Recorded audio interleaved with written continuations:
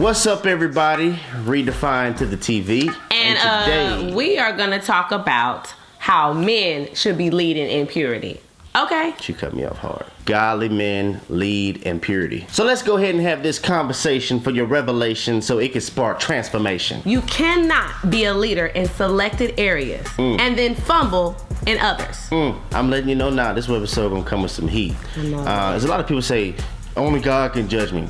I think personally anybody can judge you, but only God can sentence you. So you can't be selective with your leadership. You can't be like, I want to be a leader in finances, I want to be a leader in health, I want to be a leader in decision making, but miss me with all that leading in spirituality and leading in Bible reading and leading in biblical truths and biblical manhood and purity. Miss me with all that. And if I could just be honest, as a man and as a husband, I've discovered if we will model it, she will wear it. Now, I'm not talking about a trifling, ratchet woman. I'm talking about a godly woman.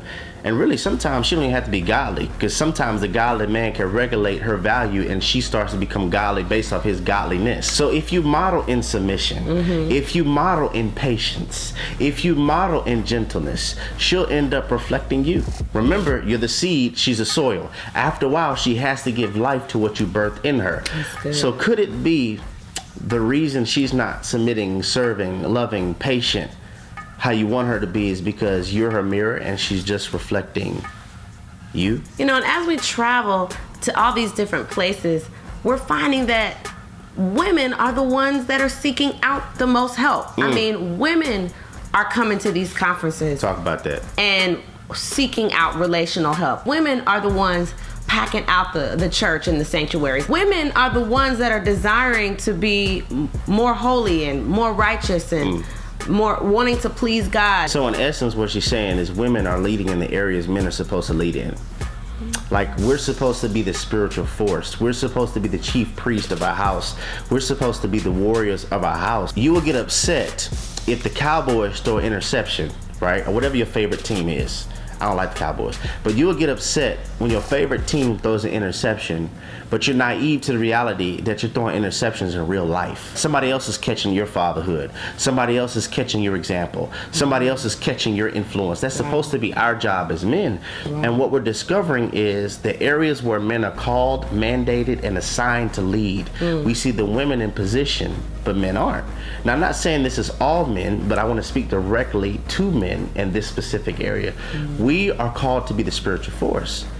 I shouldn't see all my sisters striving to be pure. You know, she's making a vow, I'm gonna be a covenant door, not a doorknob. A covenant door means you ain't entering this without a covenant. When she's a doorknob type woman, everybody gets a turn. Like, there's different types of women out there, but we don't really see the campaign, the push of men striving to be pure. So we want to talk about two aspects of this: leadership and purity, and protective purity. Okay? The man, leadership and purity, and protective purity. Purity, leadership. Let's talk. A true godly man possesses Ephesians 5:27 attributes. He has an Ephesians 5 love. He presents his woman to the altar without spot, blemish, or wrinkle. And even if he didn't make the wrinkle, he's not tripping, because a true godly man never complains about what he's assigned to iron out. So no, I may not have put a blemish. No, I may not have caused that wrinkle, but it is my assignment to iron out that wrinkle. And I'm not going to hold that wrinkle against her, right? I'm not going to hold that blemish against her, because we know when he loves her like Christ loves the church and he washes her and he cleanses her, this means everything that was before him, he could wash away, not by his own power, but because he has something called the blood that covers him, and everybody that touches him gets blood smeared on them. She gets covered with the blood because, you know, blood covers a multitude of sins. And Ephesians 5 kind of love. He's not going to complain about a wrinkle that he's assigned to iron out. He's the one that is deliberately striving to not engage in sexual activity. He's leading in that area. Right. Like, she's not going to be the one saying, I don't think we should do this.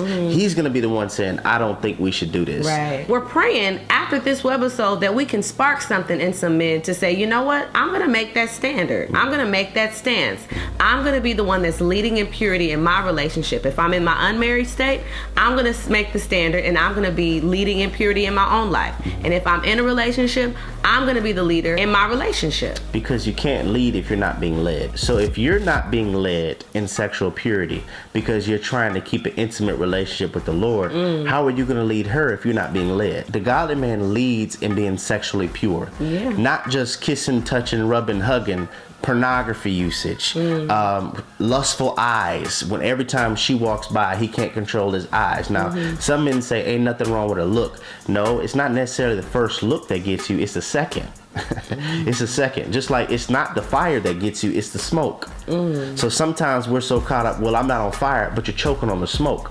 So sometimes we have to be careful of the second glance, because the second glance usually always reveals a heart type. A godly courtship is not just when she desires to be pure, but it's when both parties cohesively are striving for purity. They're striving to reach the same goal. You know how people say relationship goals? Yeah. Well, relationship goals should be biblical goals.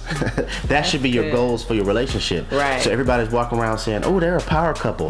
What makes them a power couple? Because they got notoriety, fame, money? I don't want to just be a powered couple. I want to be an empowered couple. Yes. Right? We're empowered with prayer. We're empowered with purity. We're empowered with vision. We're empowered with purpose. That is a power couple. Yeah. I don't want to just be a powered couple based off culture. I want to be an empowered couple based off the kingdom. And I promise you, when a man protects her purity, bruh, you become more attractive. It's not about how ripped you are. There's a problem if you can lift weights, but you can't lift up your Bible. And I do want to say this. If she gets irritated because you're trying to be pure, that's not your suitable helper. That's your nightgown. Come on. She can't do nothing for you outside of the bed. A woman who doesn't want to be led in purity is not a woman that you could lead. Because if she won't follow your leadership in the courtship, what makes you think she's going to follow your leadership once she's in your castle? Come on. Be careful. Some women don't want you. They just want you for your palace. So as we close, we want you to remember this. The godly man is intentionally trying to kill sin. That's good. He's not going to strive to give birth to it, endorse it, or promote it. So in your relationship, he's going to constantly be looking with his sniper to kill any and everything that will be an offense to God. Yeah. Please get this. We meet so many sisters that, well, he was so cool. We slipped up. He told me he loved me while we were having sex. You don't even understand. He wasn't even talking to you. Wow. He was talking to the sex. You just happened to eavesdrop on the conversation. This Redefined TV. Well, we're redefining relationships righteously.